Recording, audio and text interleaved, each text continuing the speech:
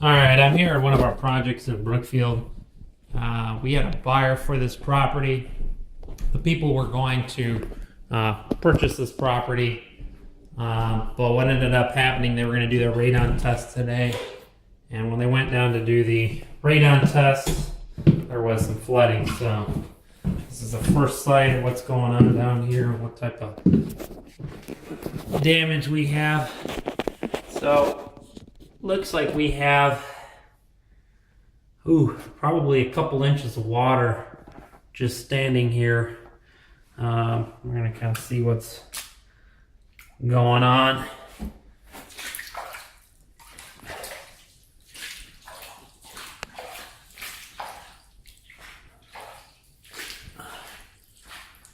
I'm surprised the solid waste pump did not kick on,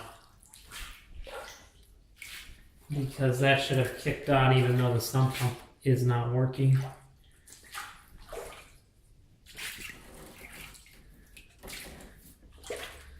Yep, and that's sealed. So the issue we have here is the sump pump is not working and the solid waste pump is sealed, so that is not allowing this water to be drained. So what I'm going to go do is grab, see if I got any tools, lift this solid waste pump up, and then that should allow the water in this basement to go down.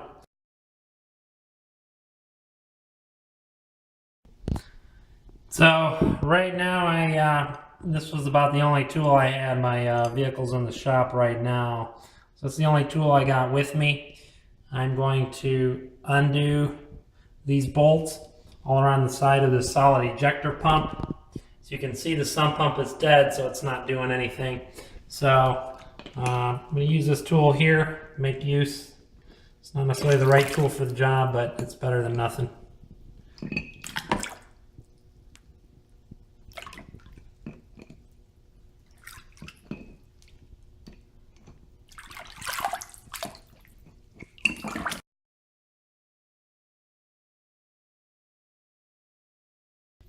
So I have all the bolts off of this ejector pit here. When I open this up, the ejector pump should kick on and kick all of this water out of here. So let's see what happens.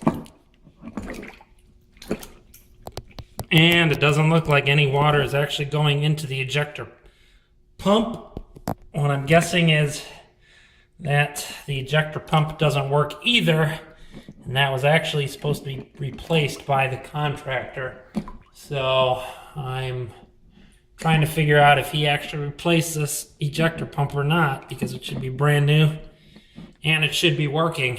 At this point it's not. I already checked the electrical box, so it does not look like he replaced this ejector pump from what I can tell. Yeah, sometimes you can't always take the contractor for their word, and this flooding here in the basement is definitely an example of that.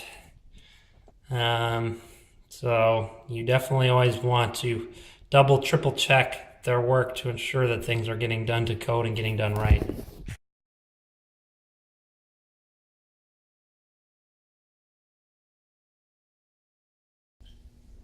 All right, so now that we know that the ejector pump is not working and the sump pump is not working, I checked the electrical system, everything was fine there. I'm guessing that there's something going on with the floats. So in order to bypass the floats, on some pumps you can always tell that there's actually two cords. So I'm going to see if this works or not. I'm going to unplug the one, this front plug, because this is actually for the float, so that's preventing electricity going to the pump. So let's just try removing that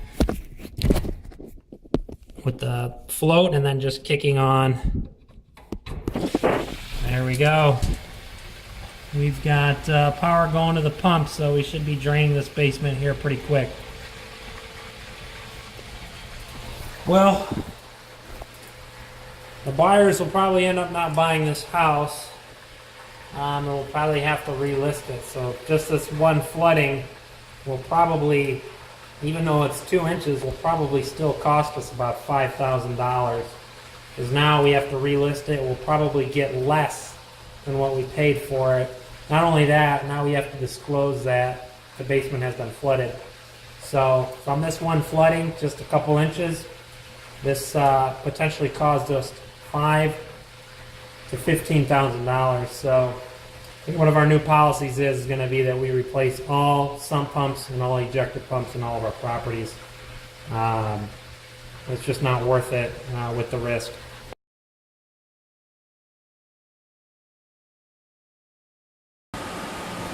All right, now that we got all the water out of the basement, we can take a look here. I had some humidifiers I brought with me. You're going to want to make sure you dry out this basement as quickly as possible. So having humidifiers to do that will help greatly. And like I said, we'll have the contractor replace that solid waste pump and sump pump, and we'll be back in business.